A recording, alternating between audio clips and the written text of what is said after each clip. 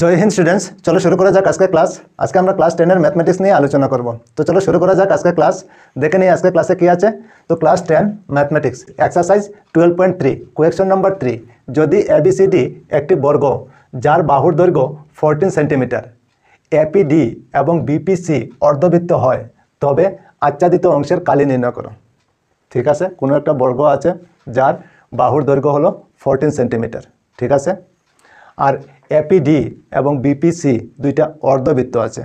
ওইখানে দেখো A P B ওইটা একটা অর্ধবৃত্ত, আর বিপিসি ওইটা আর একটা অর্ধবৃত্ত, ঠিক আছে। দুইটা অর্ধবৃত্ত আছে।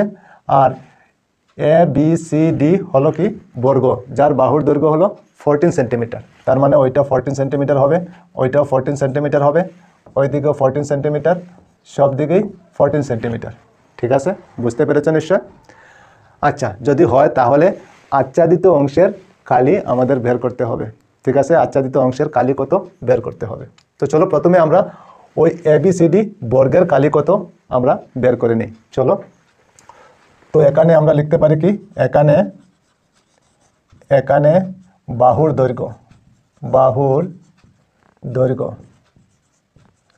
দৈর্ঘ্য ইকুয়াল আমরা কি জানি, ওইখানে আছে 14 সেন্টিমিটার। 14 সেন্টিমিটার বাহুর দৈর্ঘ্য হলো 14 সেন্টিমিটার, ঠিক।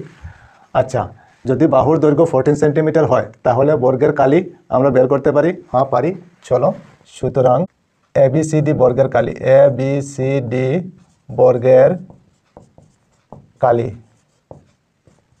কালি আমরা কি জানি, বর্গের কালি বাহু ইন্টু বাহু, ঠিক আছে। বুঝতে পেরেছো নিশ্চয়?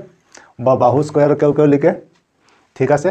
আচ্ছা, তো বাহু আমাদের কত আছে, বাহুর দৈর্ঘ্য হলো 14 সেন্টিমিটার, তো আমরা লিখতে পারি 14 ইন্টু 14, ঠিক। 14 ইন্টু করলে কত হবে, 196, এটাই তো হবে, ঠিক কি না? 196। ওইখানে কি আছে, সেন্টিমিটার, তো আমরা লিখতে পারি সেন্টিমিটার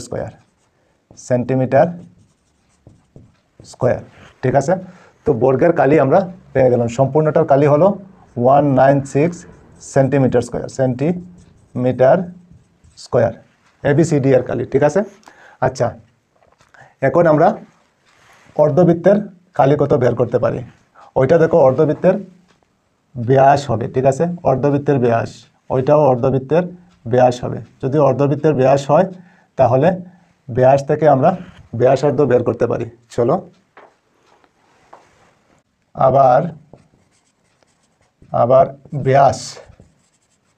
ব্যাস ডি ইকুয়াল কত আছে ওইখানে, 14, ঠিক। 14 সেন্টিমিটার। ওইটা যদি অর্ধবৃত্ত হয় তাহলে এ ডি ওইটা অর্ধবৃত্তের ব্যাস হবে। তো অর্ধবৃত্তের ব্যাস কত, 14 সেন্টিমিটার। ওইটাও সেম, বিসি অর্ধবৃত্তের ব্যাস হবে। তো ব্যাস কত আছে, 14 সেন্টিমিটার। তো আমরা ব্যাস ডি ইকুয়াল 14 সেন্টিমিটার লিখতে পারি। হ্যাঁ পারি, চলো। তারপরে ব্যাস থেকে আমরা ব্যাসার্ধ বের করতে পারি।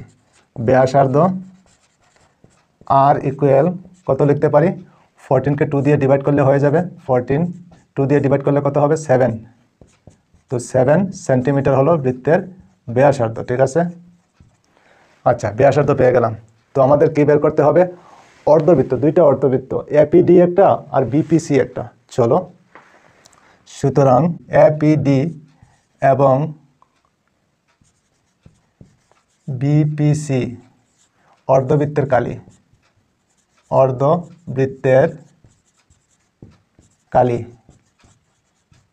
ইকুয়াল আমরা কি জানি, অর্ধবৃত্তের কালি আমরা জানি হাফ পাই আর স্কোয়ার। দুইটা আছে, তো আমরা লিখতে পারি প্লাস আবার হাফ পাই আর স্কোয়ার, ঠিক আছে। এপিডি একটা আর বিপিসি আর একটা, ঠিক আছে। দুইটা লিখে নিলাম, ঠিক আছে। এখন এই দুইটা প্লাস করলে কি হবে, পাই আর স্কোয়ার হয়ে যাবে, পাই আর স্কোয়ার।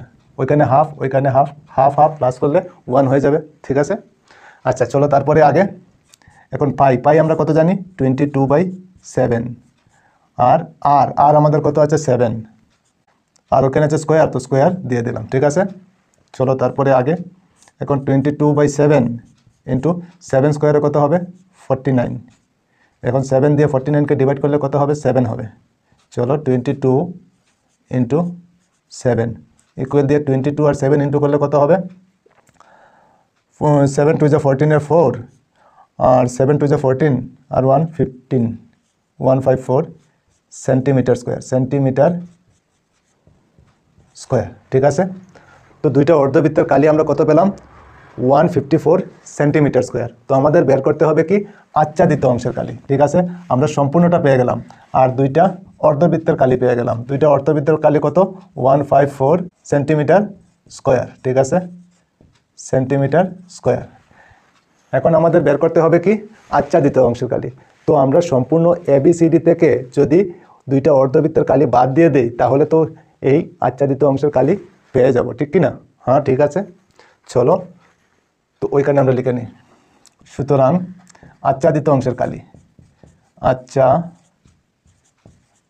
আচ্ছাদিত অংশের কালি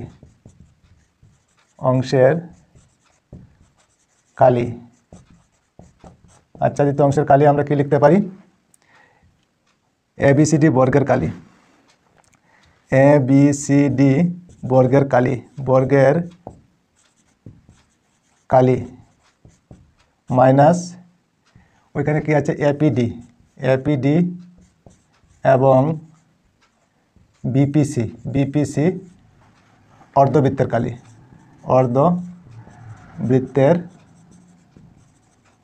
কালি।